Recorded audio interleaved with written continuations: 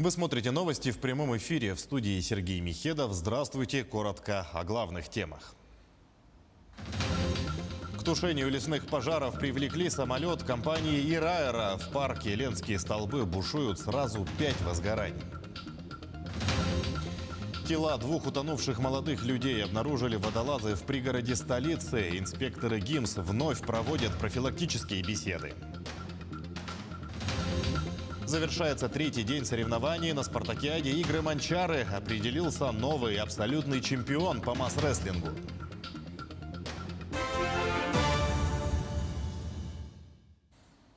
Сразу 5 лесных пожаров тушат в национальном парке Ленские столбы. Как сообщил директор учреждения Аркадий Семенов, общая площадь пожара почти 24 тысячи гектаров, что составляет меньше 2% от общей площади парка. Борются с огнем 158 человек, в том числе пожарные десантники из регионов России. Крупный пожар действует напротив сел Титары и Чкалов на другом берегу реки Лены. Его площадь сегодня составляет свыше 17 тысяч гектаров. Сплав по реке Ботума приостановлен, угрозы для туристов и объектов парка нет. К тушению лесных пожаров привлекли самолет компании «Ираэро». На воздушное судно установили специальное оборудование для вызова осадков. Об этом рассказал Николай Ковалев, заместитель начальника авиалесоохраны. Самолет вылетел сегодня в обед. Сейчас в Центральной Якутии ожидается появление больших облаков. Некоторые можно зарядить дождем. С этой целью маршрут проложили через центральные районы Вилюйской группы. Перед вылетом вице-премьер Дмитрий Садовников сообщил, что глава Якутии дал поручение изучить возможность покупки воздушных судов, чтобы в будущем с их помощью вызывать осадки для тушения пожаров. Мы решили полететь и воочию посмотреть работу наших пожарных служб авиалесоохраны, которая сегодня будет работать на нашей республике. Ожидаем, посмотрим, как работает. И мы имеем задание от главы региона, что надо изучить именно эту работу, чтобы в будущем, возможно, будем иметь такой борт у себя в республике на базе наших авиакомпаний, скажем, полярных авиалиний.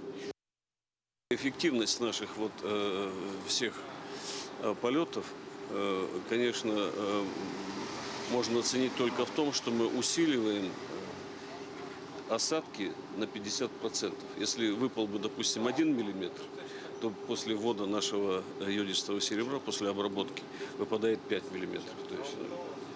А этот самолет сколько вылетов уже сделал на территории Якутии? Значит, на территории Якутии уже, наверное, 10-й вылет. Налетали порядка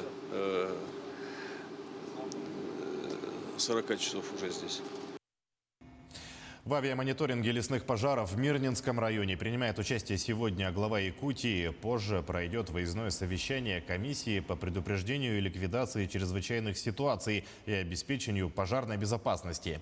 Сейчас в Мирнинском районе действует 6 лесных возгораний. Их тушением занимаются 115 человек, в том числе десантники из Читы и Бурятии. Также на территории района будет работать самолет-зондировщик.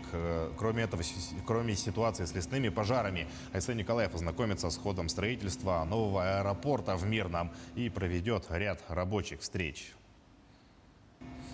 На протяжении нескольких недель в Якутии сохраняется сложная пожароопасная ситуация. Борьба с возгораниями крайне затруднена в отдаленных населенных пунктах ввиду больших расстояний и отсутствия транспорта.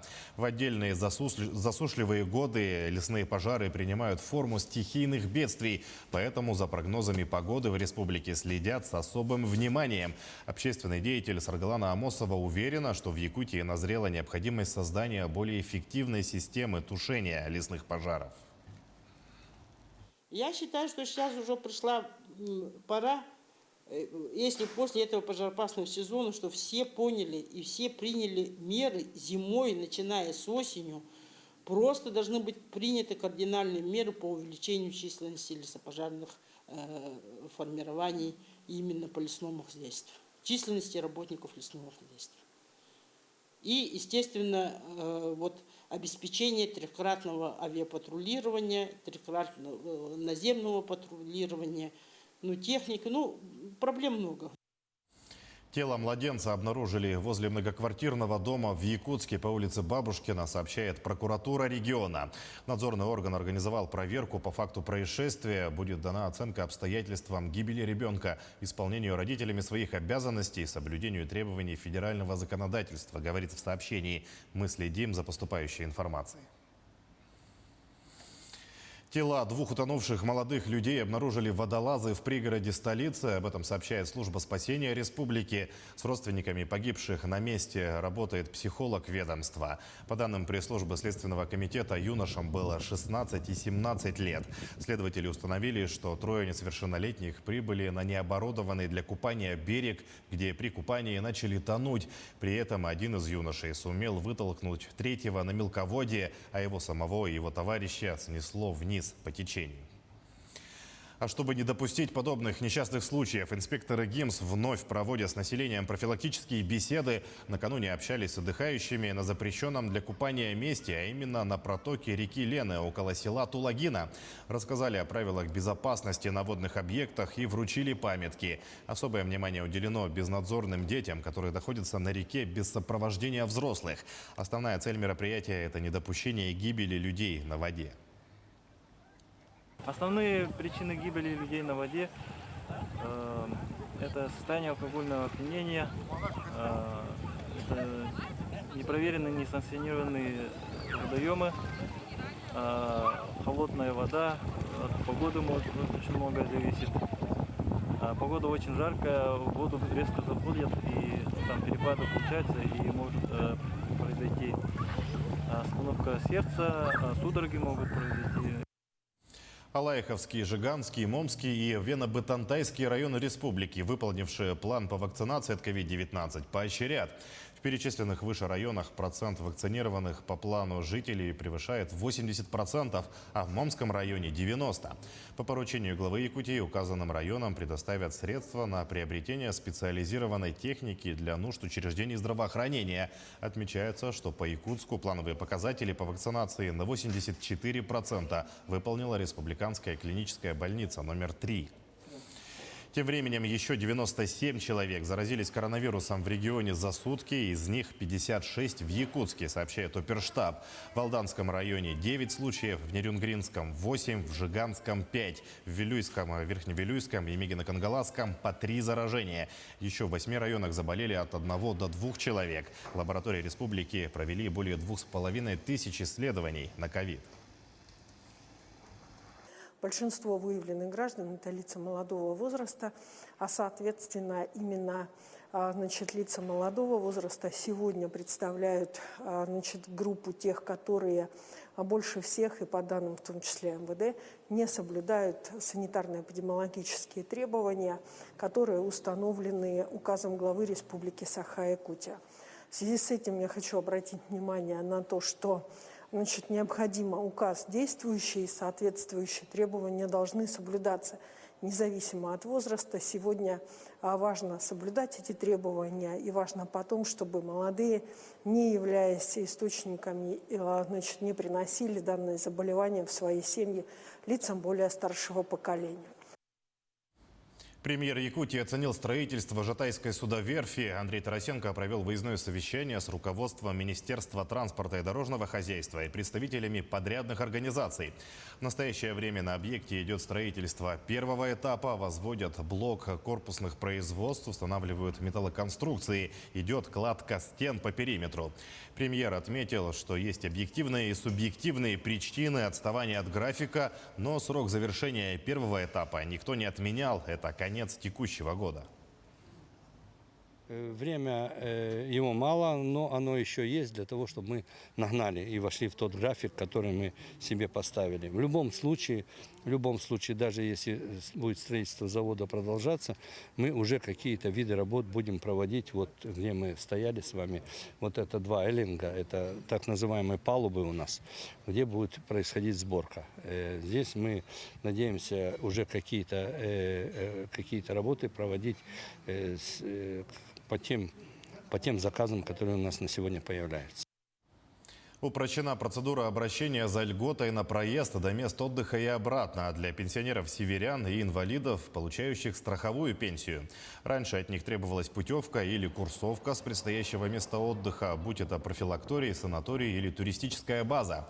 Теперь для получения компенсации за проезд гражданам такой категории достаточно подать заявление в виде специального талона. Отмечу, неработающий пенсионер или инвалид имеет право один раз в 2 года пользоваться бесплатным билетом к месту отдыха и обратно. Для этого региональное отделение пенсионного фонда на сегодняшний день заключило 13 государственных контрактов с авиакомпаниями. Для получения специальных проездных талонов не требуется предоставление специальных подтверждающих документов, которые подтверждают предстоящее пребывание на место отдыха в санатории, профилактории, доме отдыха, на туристической базе. Заключено 13 государственных контрактов, и в среднем в год талоны берут свыше 3500 пенсионеров. На данный момент по новому постановлению уже принято 180 заявлений.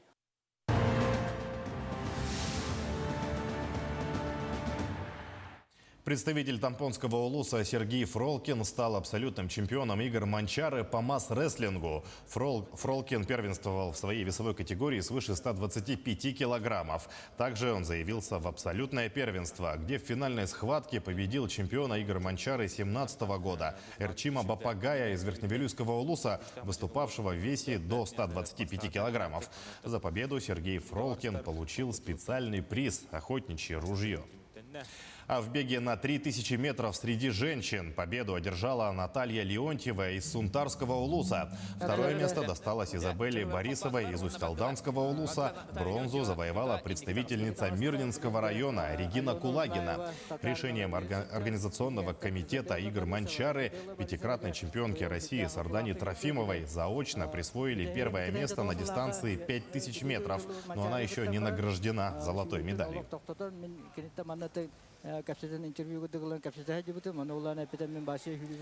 Среди мужчин в беге на 5000 метров уверенную победу одержал многократный чемпион и призер игр Манчары Артур Бурцев из Усть-Алданского улуса. Вторым финишировал Джулус Елисеев из Чурапчинского района. На третьем месте Роман Алексеев из Амги, который накануне также выиграл бронзовую медаль на дистанции 10 километров.